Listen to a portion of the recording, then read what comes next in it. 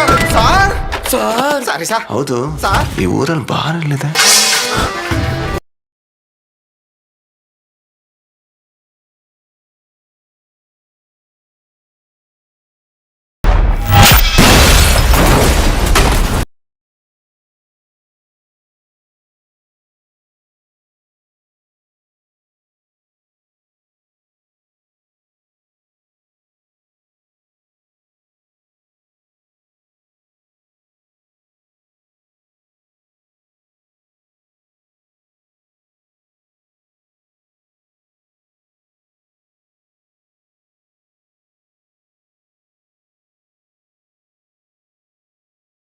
ನಮಸ್ಕಾರ ನಮ್ಮ ಕನ್ನಡಿಗರಿಗೆ. ಏನಪ್ಪಾ ವಿಷಯ ಅಂದ್ರೆ, ನಮ್ಮ ರಾಜ್ ಬಿ ಶೆಟ್ಟಣ್ಣ ಹಳೆ ಪೊಲೀಸ್ ಡ್ರೆಸ್ ಹಾಕೊಂಡು ರಕ್ಕಸಪುರದೋಳ್ ಅಂತ ಒಂದು ಖತರ್ನಾಕ್ ಸಿನಿಮಾ ಮಾಡವ್ರೆ. ಹೆಂಗೈತೆ ಸಿನಿಮಾ ನೋಡ್ಬಹುದಾ ಬೇಡವಾ ಅಂತ ಪಕ್ಕಾ ಲೋಕಲ್ ಭಾಷೆಯಲ್ಲಿ ಹೇಳ್ತೀನಿ ಕೇಳಿ. ಕತೆ ಏನಪ್ಪಾ ಅಂದ್ರೆ, ನಮ್ಮ ಹೀರೋ ಶಿವ ರಾಜ್ ಬಿ ಶೆಟ್ಟಿ ಯಾವಾಗಲೂ ಒಬ್ಬ ಪೊಲೀಸ್ ಆಫೀಸರು. ಆದ್ರೆ ಇವನಿಗೆ ರಕ್ಕಸಪುರ್ ಅನ್ನೋ ಒಂದು ಮೂಲೆ ಹಳ್ಳಿಗೆ ಟ್ರಾನ್ಸ್ಫರ್ ಮಾಡ್ತಾರೆ. ಆ ಊರಲ್ಲಿ ಒಂದು ಭಯಾನಕ ವಿಷಯ ನಡೆದೈತೆ ಕಣ್ರಪ್ಪ. ಮದ್ವೆ ಆಗಿರಬೇಕು, ಹೆಣ್ಣು ಮಕ್ಕಳು ಸಾಲು ಸಾಲಾಗಿ ಹೆಣ ಆಗ್ತವ್ರೆ, ಮುಖಗಳೆಲ್ಲ ಸುಟ್ಟು ಹೋಗ್ತವೆ, ಹಳ್ಳಿ ಜನರೆಲ್ಲ ಕೊಳ್ಳಿ ದೆವ್ವ ಬಂದೈತೆ ಅಂತ ಮನೆ ಸೇರ್ಕೊಂಡವ್ರೆ. ಆದ್ರೆ ನಮ್ಮ ಶಿವಣ್ಣ, ಇದು ದೆವ್ವ ಅಲ್ಲೋ ಮಗ, ಇದರ ಹಿಂದೆ ಯಾವನೋ ಮನುಷ್ಯ ಮೃಗ ಅವನೇ ಅಂತ ಕೇಸ್ ಬೆನ್ನತ್ತಾನೆ. ರಕ್ಕಸಪುರ್ ಅನ್ನೋ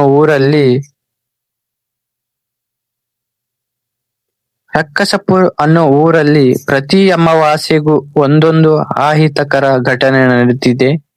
ಜನ ಅದನ್ನ ದೈವದ ಶಾಪ ಅಥವಾ ರಾಕ್ಷಸನ ಕಾಟ ಅನ್ಕೊಳ್ತಾರೆ.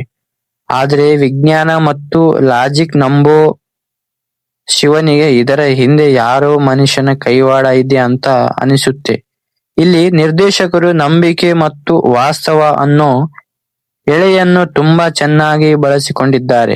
ಮೊದಲನೆಯದಾಗಿ ನಮ್ಮ ರಾಜ್ ಬಿ ಶೆಟ್ಟಿ ಆಕ್ಟಿಂಗ್. ಮನುಷ್ಯ ಮಾತಾಡೋದು ಕಮ್ಮಿ, ಆದ್ರೆ ಕಣ್ಣಲ್ಲೇ ಬೆಂಕಿ ಉಗಿಸ್ತಾರೆ ಅನ್ನೋ ಒಂದು. ಇನ್ನು ಅರ್ಜುನ ಜನ್ಯ ಮ್ಯೂಸಿಕ್ ಇದು ಎಲ್ಲ ಥಿಯೇಟರ್ ನಲ್ಲಿ ಕುಂತಾಗ ಒಂಥರ ಭಯ ಹುಟ್ಟಿಸುತ್ತೆ. ಹಳ್ಳಿಯ ಆ ಹಳೆ ಮನೆಗಳು, ಕತ್ತಲೆ ದಾರಿಗಳನ್ನ ಸಖತ್ತಾಗಿ ಶೂಟ್ ಮಾಡವ್ರೆ. ನೋಡ್ತಾ ಇದ್ರೆ ನಮಗೂ ಆ ಹಳ್ಳಿಯಲ್ಲಿ ಇರೋ ತರಾನೇ ಫೀಲ್ ಆಗುತ್ತೆ.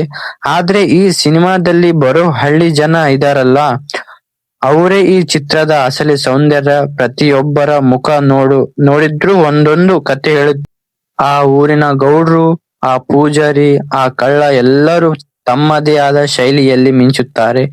ರಾಜ್ ಬಿ ಶೆಟ್ಟಿ ಅವರು ತಮ್ಮ ಅಭಿನಯದಿಂದ ನಮ್ಮನ್ನ ಹಿಡಿದಿಟ್ಟುಕೊಳ್ಳುತ್ತಾರೆ.